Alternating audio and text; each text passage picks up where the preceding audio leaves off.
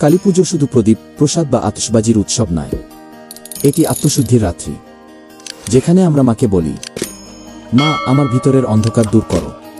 তাই কালীপুজো সঠিক আচরণ মঙ্গল ডেকে আনে, আর ভুল আচরণ অমঙ্গল বপন করে যায়। সূচি মন ও সূচি স্থান। যেখানে পূজা হয় সেখানে স্বচ্ছতা থাকা আবশ্যক। মা কালী বাহ্যিক সাজ নয়, অন্তরের পবিত্রতা চান। 2 প্রদীপ ও ধূপ জ্বালানো। অন্ধকারে আলো জ্বালানো মানে। ভক্ত বলে, মা, আলো দাও আমার জীবনে ঘি। 3 তন্ত্র নয়, অন্তর দিয়ে নাম জপ। মন্ত্র মুখে নয়, মনে উচ্চারণ করলে সত্যিকারের কৃপা লাভ হয়। 4 দান ও করুণা। পুজোর দিনে গরিবকে প্রসাদ, বস্ত্র বা খাদ্য দান মঙ্গলকে দ্বিগুণ করে। মা বলে, তুমি আমারে খাইয়েছ। 5 আত্মসমর্পণ। এই রাত্রিতে হৃদয়ের সকল ভয়, দুঃখ, ব্যথা মায়ের চরণে সমর্পণ করা সবার মধ্যে মঙ্গল দিই। অহংকার ও প্রদর্শনী।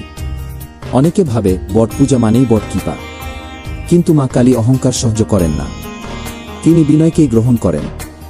2 বলির নামে নিষ্ঠুরতা। মা কালী বলি চায় না, তিনি চান মনের লোভক্রোধের বলি। প্রাণী কষ্ট দিলে মঙ্গল নয়, অভিশাপ নেমে আসে। 3 মদ মাংসের আসক্তি ও অশান্তি। পূজার রাতে মাতালপনা, ঝগড়া, অপবিত্র গান, এগুলো মায়ের আশীর্বাদ নয়, ক্রোধ ডেকে আনে। 4 ভক্তিভাব ছাড়া উপচে পড়া ইচ্ছা। কেউ কেউ শুধুই চায়, মা টাকা দে, মান দে, কিন্তু যার ইচ্ছে অগাধ, তার প্রার্থনা অপূর্ণই থেকে যায়। কেন অমাবস্যার রাতেই কালী পুজো? কারণ এই রাত আমাদের শেখায়, অন্ধকার যত গভীর, মায়ের আশ্রয় ততই প্রয়োজন। তাই কালী পুজোতে মঙ্গল চাইলে অহংকার ছেড়ে আশ্রয় নিতে হয়। মায়ের চরণে কি মা কালী, আমাদের ভয় দূর করো, আমাদের অহংকার ভেঙে দাও, আমাদের জীবন থেকে অমঙ্গল সরিয়ে সত্যের পথে চলতে দাও। জয় মা কালী, জয় জগজ্জননী।